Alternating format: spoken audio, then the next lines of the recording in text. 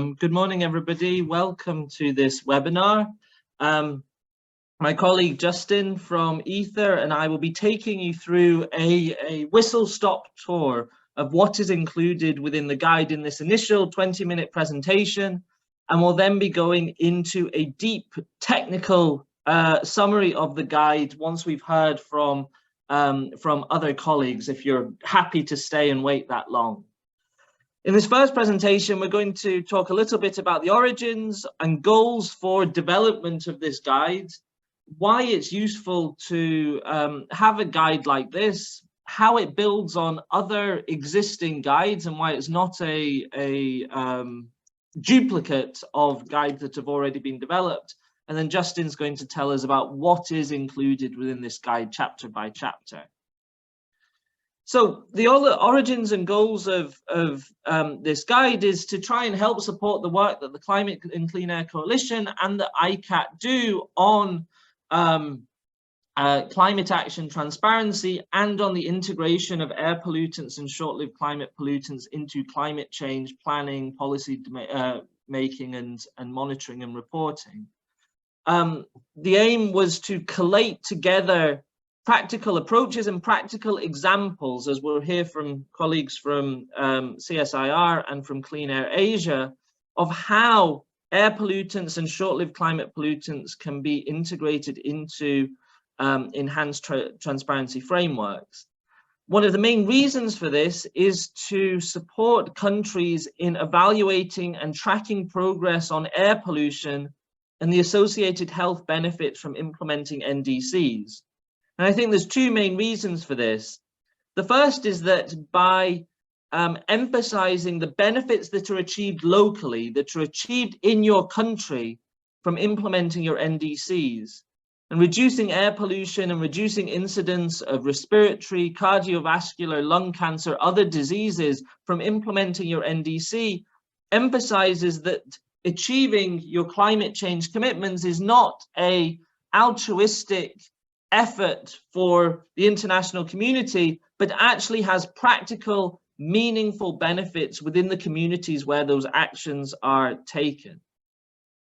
The second reason that it's useful to evaluate and track progress on air pollution within climate change planning is that often the climate change planning process in many countries is more well developed than the air quality management process. And therefore, it's possible to move forward quickly on understanding the sources of air pollution, the mitigation actions that could improve air quality by linking to efforts that are underway on climate change planning. The guide was written with air pollution and climate change mitigation policymakers in mind. It was written to try and provide practical guidance and advice to those who are actually developing climate change policy, who are putting in place frameworks for tracking progress on climate change and air pollution, those sitting, for example, in ministries of environment, who could actually take and apply this guide. It was designed for national focal points engaged with UN agencies, with organizations like the World Health Organization and other intergovernmental agreements. One of the things that we see a lot in our work at SEI is that by emphasizing the multiple benefits that can be achieved from climate change policies, it can expand the coalition of support within a country for taking particular actions. And so by engaging those focal points related to health or related to air pollution, related to climate change, and having a guide that speaks to each of those different entities can help to emphasize how a common set of policies that benefit each of those agendas can be developed. So why is it useful to develop a guide? Well, many countries have already committed to actions within their climate change plans that will simultaneously reduce greenhouse gases and air pollutants. So this guide is not saying that there has been no work done on integrating air pollution and climate change already, it is aiming to help countries to track progress and to evaluate policies to achieve the actions that many have already committed to that have the potential to reduce greenhouse gases and air pollutants.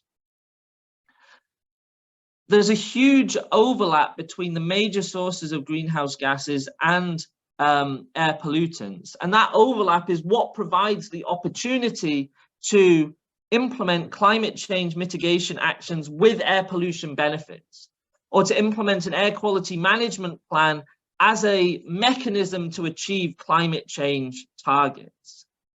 By having a guide that sets out practical ways in which air pollution and climate change can be integrated and evaluated using a common set of data, a common set of data management protocols, allows the most efficient way of looking at both of these problems in an integrated way. There are some actions that can have trade-offs for greenhouse gases and air pollutants. So in Europe, the promotion of diesel vehicles in the 2000s was an example of a policy that was designed to be beneficial for climate change, but actually increased air pollution across Europe. So the integration of air pollution and climate change within a common system to evaluate them allows those trade-offs to be identified and, where appropriate, compensated for. As I mentioned, integrated inventories allow the benefits of implementing particular policies and measures on both climate change and air pollution to be understood. It allows you to provide direct evidence that policies that are being implemented are helping to achieve climate change targets and local benefits in terms of improving air quality and improving health. And just to expand on why it is now essential that we move from evaluating or move from talking about integrating air pollution and climate change to put it into systems that allow for the tracking of progress. Since the Paris Agreement was signed in 2015, we now have 62 countries, 62 nationally determined contributions that specifically identify air pollution as a co-benefit that is important in terms of achieving climate change targets. We have countries specifically setting quantitative targets on air pollutants and short-lived climate pollutants like black carbon as part of their climate change pledge. In Chile, Colombia, and Mexico, we have specific targets to reduce black carbon, both for the climate change benefits, but also because that ensures that their NDC will benefit the health of populations in those countries. In other countries, we have nationally determined contributions that state that the implementation of that NDC will be achieved in part through national short-lived climate pollutant action plans. Bangladesh, Nigeria, Cote d'Ivoire are excellent examples. And to me, most importantly, we have countries that are now stating quantitatively within their climate change plans how many deaths could be avoided by 2030 from their climate change action. For example, in Nigeria, 30,000 Nigerians will not die in 2030 if their NDC is fully implemented.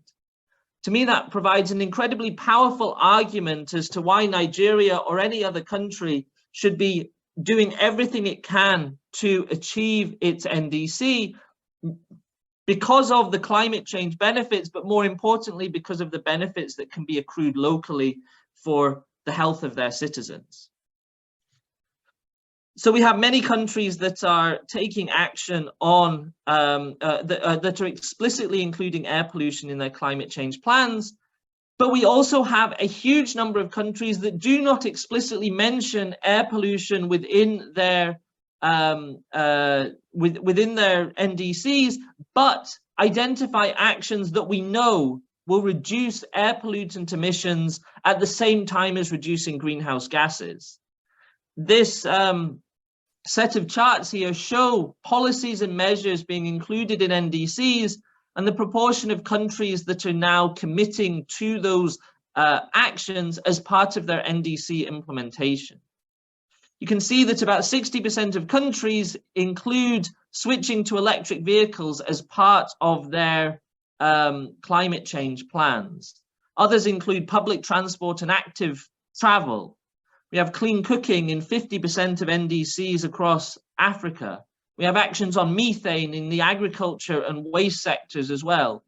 All of these can reduce short-lived climate pollutants as well as reducing air pollutants.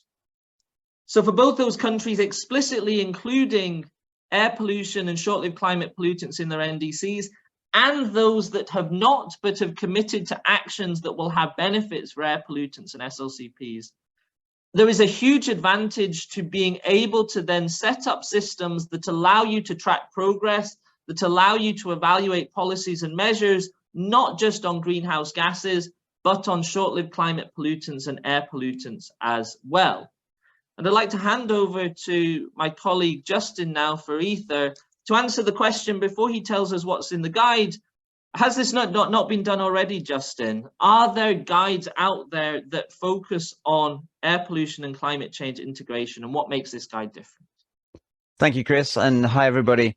Yeah, so this big question, are we not repeating material? Are we not sort of covering stuff that's already been covered? And I think that to some extent, we are covering material that is dealt with very specifically on air pollution and very specifically on climate change.